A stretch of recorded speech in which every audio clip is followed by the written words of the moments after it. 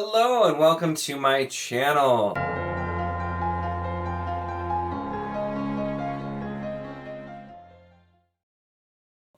In this video, I am doing my first ever weekly update video. So we are looking at the first week, basically, of May, everything that I've read the last week, and then I will mention a couple of other things as well, because the thing that you may have guessed from the thumbnail is not only am I going to talk about things I read, but I'm going to reveal a whole bunch of review copies that I've got. I've never had so many at once, and it's still kind of crazy. But let's start with talking with the update, and then we'll get into there as well. So the first thing is immediately on the 1st of May, I started my audiobook for The Shadow Rising. This is continuing the great Wheel of Time read on the Wizardly Duo Discord. And so Shadow Rising is our book for May, so I started that right away. I actually made like ridiculous progress for me on audio because I don't normally have a ton of time. It usually takes me forever to listen to audiobooks because I only can do audiobooks if I'm not doing anything that requires any like thinking. So if I'm doing random stuff around, it's a good time for it. And so with the weather being a little bit nicer, I was able to do some like yard work stuff around, all that kind of thing. So we got a lot of listening in. I have like 280 pages left of the actual book itself. So that's like definitely record time for me getting it. So I'm right about there is where I'm at. So making some really, really good progress.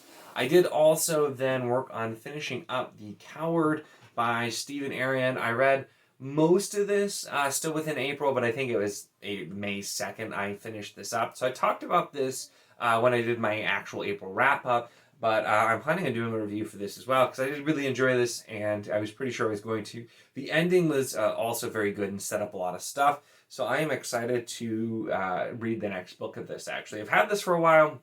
I know the second book is coming out, and I'm not sure when I'll get to it. It's not out quite yet, but I'll definitely be excited because this pleasantly surprised me, and I'll talk more about in my review. It was not really what I was expecting, but it was really, really good. Definitely had those Gemmel vibes with some other stuff going on. So really enjoyable book, which we'll talk about a bit more later. So then we get into the realm of review copies. So recently I have, for whatever reason, I have no idea why, been sent a lot of review copies, both from Authors Direct and from publishers.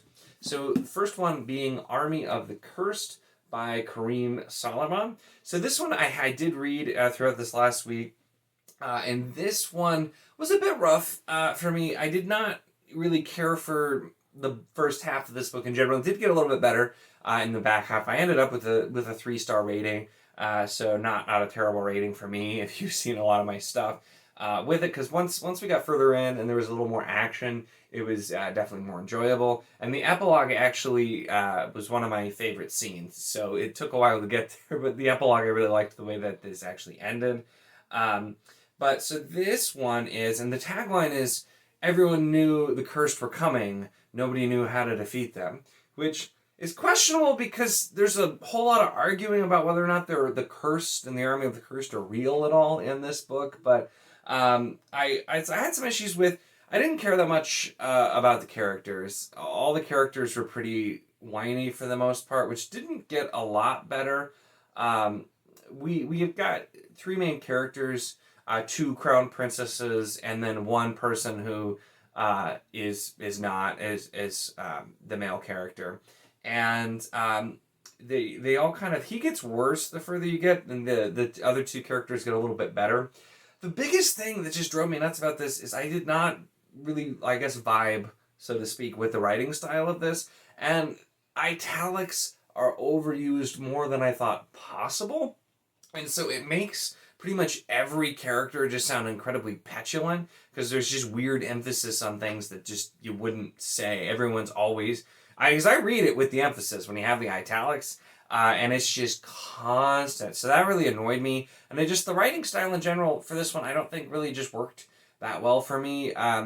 Reading it, there were just things that were phrased in ways that didn't seem right. It's like things that aren't necessarily wrong, but I'm just like, that's a really odd way to phrase that, or just kind of things that just did not mesh. So this one unfortunately didn't really work for me. It was not a bad book. I just think this was one that was not for me overall.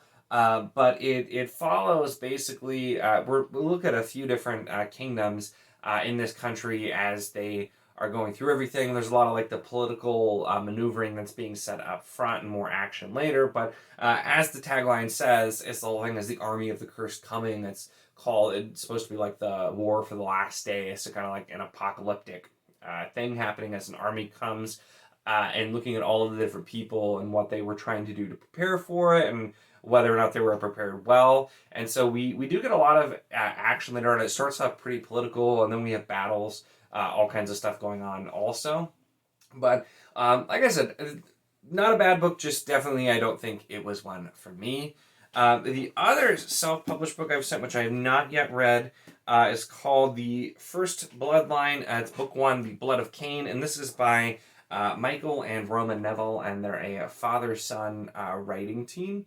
And so this one I'm not really entirely sure what this is going to be like, because the way one of the authors who sent this to me described it, it's kind of like technically horror, but with a lot of other feelings in it, with some like other elements of, like fantasy and whatnot. And it apparently involves vampires, but like takes place like back in, I think, somewhat like biblical times. Based it as the Blood of Cain and everything. So this one's going to be really interesting, and I have not started it yet, but I'll be interested to see where this one lands. And then I did also get sent from Tor. They sent me and like pre-approved me for an e-arc on NetGalley for In the Shadow of Lightning by Brian McClellan. So this one had already been on my radar because I'd heard about it. I still haven't read the Powder Mage books. I intend to when I have the first trilogy, but I haven't gotten to it yet. But they pre-approved me for an e-arc of this one, and I know this is a new series and completely unrelated. The premise sounds pretty cool. It's like the magic is a finite resource and it's running out, which I definitely think is an interesting thing. Whenever you have like an interesting cost for your magic system or something like that, I think that sounds pretty cool. So I'll be really interested to try that one as well. And then, which I'm still just like overly excited about because I'm still kind of in shock that this has happened. Tor sent me a physical arc for Daughter of Redwinter. And this one I know a lot of people are really excited about. I have not read the Blackwing, or the series that starts with Blackwing, that's also by Ed McDonald yet. I actually have the first book of it that I got not that long ago, but I haven't read it yet. But this sounds really, really cool, and the tagline for this is, "Those who see the dead soon join them." And the main character essentially has the ability to speak to the dead, but normally whenever that ability is discovered, the person is killed, so she's like on the run, but then finds out that ability may be able to save the nation. I don't think it says world, maybe world. But honestly, like, I am just like, I still can't believe. I've been sent books before, and I've been sent some self-published books, and like, I even just talked, like, been pre-approved for e-arcs or done e-arcs, but to have Tor, who's always been one of my favorite publishers, published The Wheel of Time, which is slightly above camera now, published Sanderson, published so many books that I've enjoyed over the years, and always been one of my favorite publishers. The fact that they actually sent me a physical arc, I've never had like a physical arc like this before. So the only other thing is I got a copy of Lily by Daniel Barnett, which I got after I joined a buddy read, and so the buddy read had copies. So this is the first time I've directly been sent a physical arc, and I'm super interested. So this one also is a pretty short book, which I wasn't expecting. I thought it was going to be longer, so it should be pretty easy to get through, but so I'll definitely be reading this one as well. And then, as if that wasn't enough, I don't know why, like I said, it's been happening a lot, and so this is another Tor one, but I got pre-approved for an e-arc of The Second Spear by Kirsten Hall. This sounds interesting. I didn't read a ton about it, but it's apparently just supposed to have a lot of crazy elements. And I wasn't even going to look at this one, but it's a novella, so I figure I'll probably have time for it. So I'm hoping that I do. But this is why, even though I'm not doing a TBR, and I have been just kind of more mood reading, my May got packed really, really quick because there were things that I still wanted to get to, some buddy reads, and then I've just been kind of reading miscellaneous things here or there. But so lots of review copies. I'm really excited to get to the rest of them and go from there. And then the other thing is I did on the old Kindle, I started Voice of War by Zach Argyle. So that's another self-pub thing that I've been meaning to read for a while. I've had it on my Kindle for a long time now. And I was looking for something to read on my Kindle, and I have a lot of great stuff, a lot of self-pub books that I've been meaning to get to, but at the time I'm like, I really want something that's kind of short, and Voice of War is decently short. It's only like a little over 300 pages, I think, so I'm like, that's the winner, because I looked at some of the other like self-pub books that I've wanted to get to for a really long time, and they were much longer than that, so Voice of War went. I am 60% in so far, so making some really good progress, and I have been enjoying this. The world and the magic system are super interesting with thread weaving. There were a couple of things that I had issues with kind of like earlier on in the story, but getting past them, they're for the most part explained, and it was, like I said, minor complaints. If you're in Discord, you probably, and read this, you probably saw me just complaining. There were a couple things I'm like, I don't like that. But really interesting. I've heard, too, that the second book of this, Stones of Light, is like insanely better even. And so this has been a really solid book that I've been enjoying. And so I should finish that probably within a few days. I had slowed down a bit because I'd been spending a lot of my time doing the Wheel of Time audio, which is why I'm so far ahead on that. But I'm having a good time reading that. And then the last thing, which I've not read very much on, I am 44 pages in to The Only Good Indians by Stephen Graham Jones. And this, I had heard good things. I know Leslie at the Nerdy Era loves this, and also Daniel Barnett, the author of Nightmareland, loves this in general. So I'd heard some really good things, and I've heard, in general, a lot of people really love the author Stephen Graham Jones. I don't typically read a lot of horror. Nightmareland was very different for me, but I figured I would give this a try. And this, I didn't realize, is like literary fiction horror, and it is really, really strange. I've never read anything like this. I started reading it, and there were parts I had to read several times just because the writing style is very difficult for me to adapt to, I found. It's a very, very unique writing style. And this is not bad by any means. I don't know if I'm going to end up finishing it just because I'm struggling a bit. It's partially the POVs are all Native Americans. It's like I think it might just mostly be one, but the prologue was something different.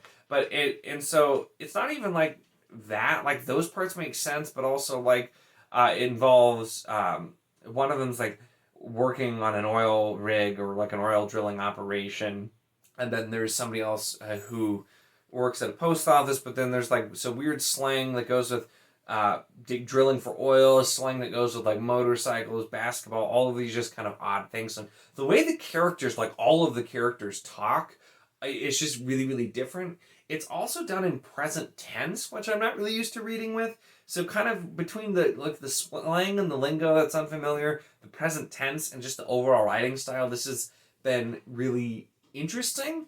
But it's been a little bit difficult for me as well. So I've been reading it very slowly, just trying to kind of get used to the writing style. So I will have to see. I don't know if I'm going to finish it at this point, but I wanted to try something completely different because I was just in the mood for something different. And I'm like, this is Mood Reading May. Mood Reading May. Nice alliteration. I just thought, no. Mood Reading May. I'm just going to grab something different. I'd had this book I kind of randomly picked up because it was misplaced in the fantasy section at Half Price Books, and I'd heard of it. And so I'm like, okay, why not? So I grabbed it. And so it's been interesting. So sorry if you're watching, and granted, I know like this is pretty outside of the box for my audience as well, but if you're a Stephen Graham Jones fan, sorry if I end up DNFing, but I'll update in whatever weekly update if I do or if I finish it. It's really short, so I might try to power through, but I'm also focusing on just like reading so many different things, and I've been making good progress, so I don't want to like force myself through with it as well. But so those are all of the things that I have read or am reading so far for this first week of May. I'm really excited to get to, like I said, all of the review copies. It still is weird to me that people are sending me a bunch of books, but getting so many all at once was just so odd. I got one, I'm like, oh my gosh, that's really cool. And then I get another one, and then I get another one. And so apparently that means maybe I've made it on BookTube. and I'm not quite as small time as I still think of myself as. But it's been an interesting time. So a lot of good stuff to read. Still a lot of other things that I may get to. Right, since I didn't do a TBR, I've got like a bunch of books that I might read that I've kind of sent out. So I'll be interested to see what I end up reading next, because even I don't know, and I hope that you've enjoyed this first weekly update, and I will be doing these, like I said, more regularly, at least as long as I'm doing the kind of more mood reading and not sending specific books. So that's it for this one. Make sure to give the video a like if you enjoyed it. Check the link in the description for the Wizardly Duo Discord if you want to chat books, either these books, any books, really anything at all is also always good. It's a lot of fun and we would love to have you. Of course, if you enjoy my content, make sure to subscribe.